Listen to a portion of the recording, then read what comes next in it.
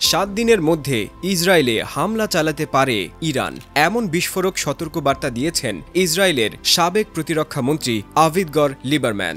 আসন্ন ইহুদি ধর্মীয় উৎসব সুকোত এর ছুটির মধ্যেই নাকি হতে পারে এ আঘাত। তাহলে এই সতর্কবার্তা কি আসলেই ভয়ঙ্কর নাকি শুধুই রাজনৈতিক চাপ? ইরান ও ইসরায়েল এই দুই দেশের সম্পর্ক দিন দিন উত্তপ্ত হয়ে উঠছে।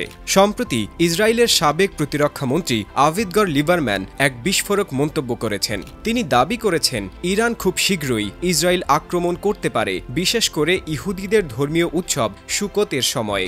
সুকোত 7 দিনের একটি ধর্মীয় উৎসব, যা চলাকালীন সময়ে ইহুদিরা সাধারণত পরিবার ও বন্ধুদের সঙ্গে ভ্রমণ করে। লিবারম্যান বলছেন ইরান এই সময়টাকেই আক্রমণ চালানোর জন্য প্রস্তুত। তিনি আরও দাবি করেছেন যে ইরান তার সামরিক শক্তি অনেক শক্তিশালী করেছে এবং পারমাণবিক স্থাপনাগুলোতে আবার কাজ শুরু করছে।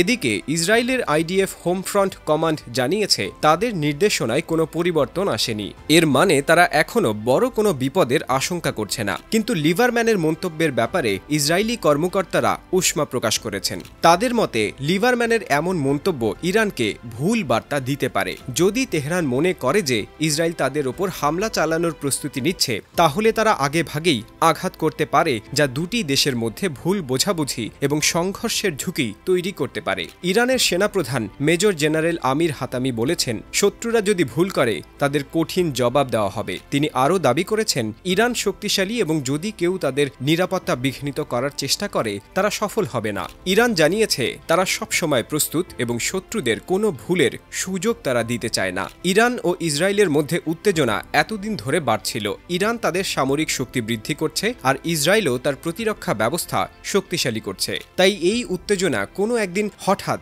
বড় সংঘর্ষে পরিণত হতে পারে। তবে দুই পক্ষেরই শক্ত প্রতিরক্ষা ব্যবস্থা রয়েছে এবং তারা নিজেদের প্রস্তুত রাখছে। তাই প্রশ্নটা দাঁড়ায়, এই পরিস্থিতি শেষ পর্যন্ত কোথায় গিয়ে ঠেকবে? ইসরায়েলে যে সুকোত উৎসবের সময় সম্ভাব্য হামলার কথা বলছেন, তার কারণ হলো এটি ইহুদিদের জন্য একটি গুরুত্বপূর্ণ উৎসব। এ সময় তারা বাইরে বেশিরভাগ সময় কাটায়, পরিবার ও বন্ধুদের সঙ্গে আনন্দ উপভোগ করে। লিবারম্যানের মতে এই সময়টাতেই আকস্মিক হামলা চালানো হতে পারে, যা ইসরায়েলিদের জন্য বড় ধরনের ঝুঁকি তৈরি করবে। তাদের লিবারম্যানের মন্তব্য আসলেই কি একটা সতর্কতা, না এটা শুধুই আতঙ্ক ছড়ানোর চেষ্টা? এটা একটা বড় প্রশ্ন।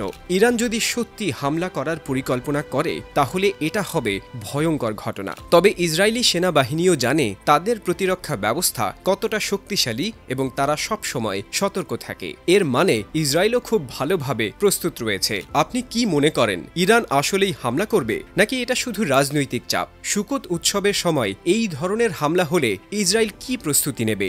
যখন দুই পক্ষই একে অপরকে হুমকি দেয় তখন কি ধরনের পরিস্থিতি তৈরি হতে পারে? কমেন্টে আপনার মতামত লিখুন।